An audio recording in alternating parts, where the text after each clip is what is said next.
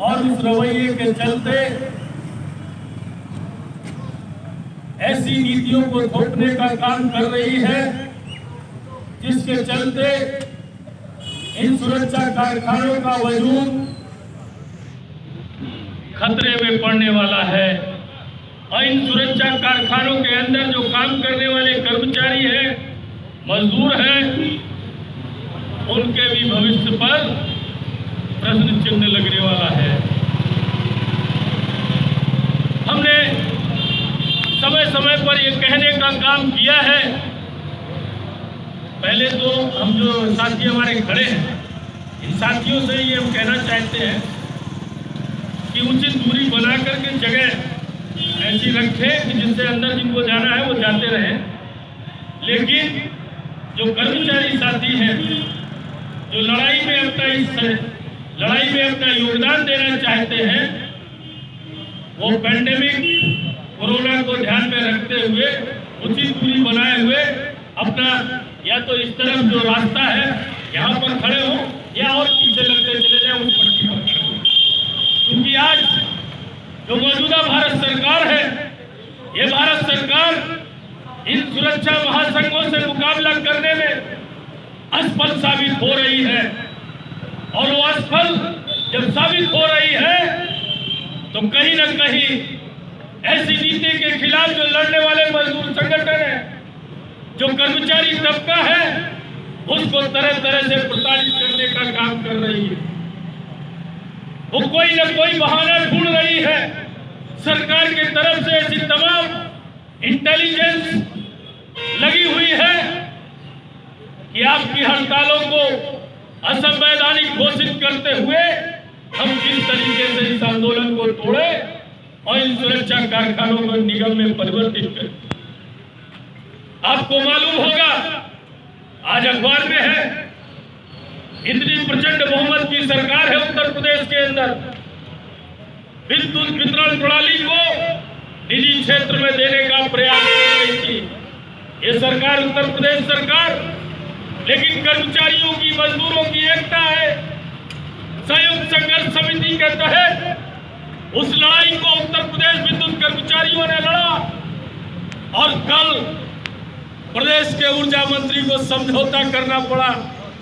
निजीकरण से अपने कदम पीछे घसीटने पड़े। कल वो सरकारी कर्मचारी थे, निगम में परिवर्तित किया और निगम में परिवर्तित करने के बाद निजी क्षेत्र में परिवर्तित करने की बात उत्तर प्रदेश सरकार कर रही है।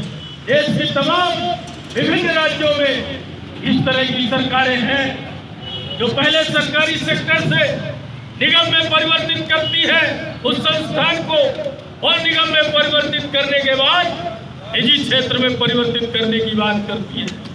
उसी प्रणाली के तहत आज देश के अंदर जो भारत सरकार है, वो भारत सरकार आज इन सुरक्षा कारखानों को निगम में परिवर्तित करने की बात कर रही है। जब यह केंद्र में सत्तासीन हुई थी, हमें भी बड़ी उम्मीद थी कि देश के अंदर तमाम ऐसी सरकारें आई हैं जिन सरकारों ने जनता के बीच में लुभावने वादे किए, लेकिन वो लुभावने वादे खोखले साबित हुए।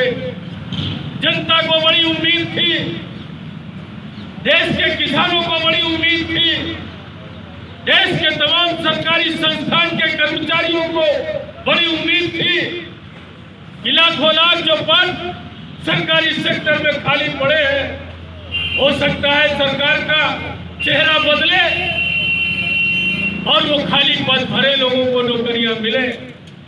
वर्तमान जो प्रधानमंत्री जी हैं, उन्होंने तमाम आम सभाओं के माध्यम से यह ऐलान किया था कि देश के तमाम जो युवक बेरोजगार हैं, उन बेरोजगारों को हम हर साल 2 करोड़ नौकरियां देंगे।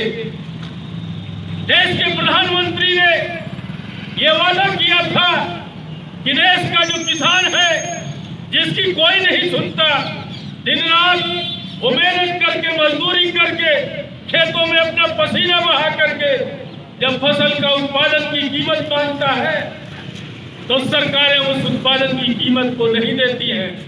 मौजूदा जो भारत सरकार कि हम फसल के दाम दुगने करेंगे। ये तमाम ऐसे लुभावने वादे हैं जिन वादों के चलते लोगों ने भरपूर वो भाषा, जात, क्षेत्र, धर्म सब भूल करके वर्तमान सरकार को प्रचंड बहुमत दिया। लेकिन प्रचंड बहुमत के आने के बाद आज जो मौजूदा सरकार है वो हमें तमाम ऐसी बातों में पूरे के पूरे एक टेन्योर तो उसने गुजार दिया 14 से जो 19 वाला था, उलझा करके गुजारने के बाद जब दोबारा प्रचंड बहुमत मिला है तो उस प्रचंड बहुमत के चलते आज देश के अंदर जितना भी सार्वजनिक क्षेत्र का कारखाना है, जिसको हम पब्लिक सेक्टर के नाम से जानते हैं, देश के अंदर जितने भी सरकारी क्षेत्र के कारखाने हैं, ऑफिसें हैं, कर्मचारी है, विभाग है, उन विभागों को कॉर्पोरेशन में बदलने का काम मौजूदा भारत सरकार कर रही है। तो ऐसी सरकार से लड़ने के लिए आज देश के हर क्षेत्र में आंदोलन हो रहे हैं। अगर ये सरकार इसी तरीके की कार्रवाइयां करती रही तो एक दिन ये देश की सरकार, देश का मजदूर आज उस स्थिति में पहुंच जाएगा जहां से हमने इस देश के विकास की बात शुरू की थी, इस देश के मजदूरों के विकास की बात शुरू की थी, इस देश के आम नागरिक को शिक्षा देने की बात शुरू की थी। आज हर क्षेत्र में आप देखिए, शिक्षा के क्षेत्र में तो निजीकरण, स्वास्थ्य के क्षेत्र में तो निजीकरण, परिवहन के क्षेत्र में तो निजीकरण, कौन सा ऐसा क्षेत्र है, सुरक्षा का क्षेत्र में तो निजीकरण, कौन सा ऐसा क्षेत्र है, पोस्टल का क्षेत्र ले लो, सब में निजीकरण है। ऐसा निजीकरण का जो बहाना लेकर के मौजूदा सरकारें जो देश के अंदर विकास की चाह देख रही है, विकास की राह देख रही है, ये हमको भुलावे में डालने का काम कर रही है। यह हमारी नैतिक जिम्मेदारी है कि मौजूदा भारत सरकार जितना भी प्रचंड बहुमत में हो, अगर हम अपनी एकता को बरकरार रखते हुए इस आंदोलन को आगे यूं ही बढ़ाते रहेंगे तो यकीन मानिए ये भारत सरकार जिस तरीके से आज उत्तर प्रदेश सरकार ने अपने कदमों को पीछे घसीटने का काम किया है, उसी तरीके से आने वाले समय पर इस भारत सरकार को भी अपने कदमों को पीछे घसीटना पड़ेगा।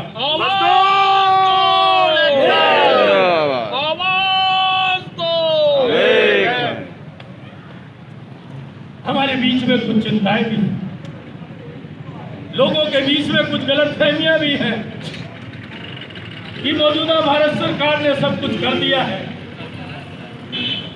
सब कुछ कर दिया है, इतनी मजबूत सरकार है, मोदी जी जो चाहते हैं वो कर देते हैं। मैं अपने साथियों से कहना चाहता हूं, ये इस भारत सरकार का दुष्प्रचार है। ये भारत सरकार की तमाम ऐसी एजेंसी है जिनके चलते जनता के अंदर गलतफहमी पैदा करने का काम भारत सरकार करती है। अभी तक भारत सरकार ने जरूर टेलीविजन के माध्यम से 20,000 करोड़ का 20 लाख 20,000 करोड़ है, 20 लाख करोड़ का जो पैकेज की जो घोषणा की है, जिसके चलते इन सुरक्षा कारखानों को निगम में परिवर्तित करने की बात की है, कानूनी अमली जामा पहनाने में अभी असफल है। और उसी के लिए ये हमारी लड़ाई है। हमने भारत सरकार को ये कहने का काम किया है कि अगर आपके अंदर मादा है तो इन कारखानों पर, इन कारखानों में निगम में परिवर्तित करने की सूचना आप जारी करके दिखाइए। भारत सरकार तमाम पहलुओं पर विचार करके वो निगम में परिवर्तित करने का सूचना जारी नहीं कर पा रही है, जिसका नतीजा है कि आज वो हमारे कर्मचारियों को तमाम डराने धमकाने का काम कर रही है। वो तमाम उन ट्रेड यूनियन संगठनों को, फेडरेशनों को डराने धमकाने का काम कर रही है। और वो डराने धमकाने के साथ कुछ ऐसा भी कर सकती है। आजकल आप देख रहे हैं प्रदेश के अंदर रोज सब लोग घरों में टीवी देखते हो कि किसी ने भी सरकार के खिलाफ अगर आवाज उठाने का काम किया तो सरकार का पहला काम है कि इतने केस उस पर लाद दो, इतनी तरीके की कार्रवाइयां कर दो कि जनता की आवाज वहीं पर बंद हो जाए। हम इस बात को जानते हैं। देश के अंदर जितने भी ट्रेड यूनियन संगठन हैं वो सारे के सारे संगठन इस बात को जानते हैं कि मौजूदा भारत सरकार अपने तमाम प्रशासनिक अमले जामे के साथ में हम लोगों पर हमला कर सकती है, हम लोगों पर तमाम तरीके की ऐसी कार्रवाइयां कर सकती है। ये लड़ाई आपकी है, ये लड़ाई अब नेताओं की नहीं रह गई। अब ये लड़ाई चंद जो ट्रेड यूनियन करने वाले जो मुखौटे हैं, जो नेता हैं, उनकी लड़ाई अब नहीं रह गई है। ये लड़ाई देश के एक एक सुरक्षा कर्मचारी की लड़ाई है। जिसने भी आज तक ट्रेड यूनियन संगठनों के किसी बैठक में भाग न लिया हो, वो केवल सुबह नौकरी करने आता है और शाम को छुट्टी के दौरान घर चला जाता है। आज इस लड़ाई के दौरान उसकी भी अहम जिम्मेदारी है।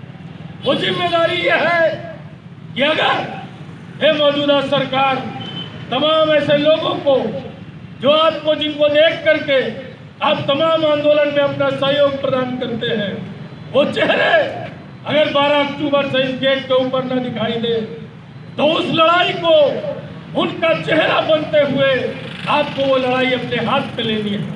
और वो अपने हाथ में लेते हुए लोगों को इस बात को प्रेरित करना है कि 12 अक्टूबर के बाद वो अपने परिवार के साथ घरों में रहेंगे, फैक्ट्री की तरफ रुख नहीं करेंगे जब तक देश के अंदर जो सुरक्षा महासंघ है वो महासंघ इस बात के लिए भारत सरकार को मजबूर न कर दे कि मौजूदा जो सुरक्षा कारखाने हैं उनका अस्तित्व जिस तरीके से आज़ादी के बाद से अभी तक बना हुआ है उसी तरीके से आज़ादी के बाद से अभी तक बना रहेगा। मैं अपने साथियों से ये कहना चाहता हूँ और ये योगदान जरूर आपको आने वाले समय पर करना है। हमें भरोसा है कि आप निश्चित तौर पर ऐसी लड़ाइयों में पूर्व में अपना सहयोग देते रहे। आने वाले समय पर भी हमें ये सहयोग मिलेगा। इसके साथ साथ अपने अगल बगल किस तरीके की लोग चर्चाएं कर रहे हैं, किस तरीके का लोगों में असमंजस की स्थिति है, उससे भी संगठन के लीडरशिप को आप जो हमारे तीनों महासंघों के नेतागण हैं उनको आप जताने का काम करेंगे जिससे कि हम उनकी गलतफहमियों को दूर कर सकें। क्योंकि सबसे ज़्यादा अगर अफवाहें फैलाने का काम करेगी तो ये वर्तमान भारत सरकार ही करेगी। इसलिए मैं अपने साथियों से कहना चाहता हूँ कि भारत सरकार के इन कदमों को बहुत ही बखूबी से ध्यान में रख करके आगे चलना है और देखना है। अब चूंकि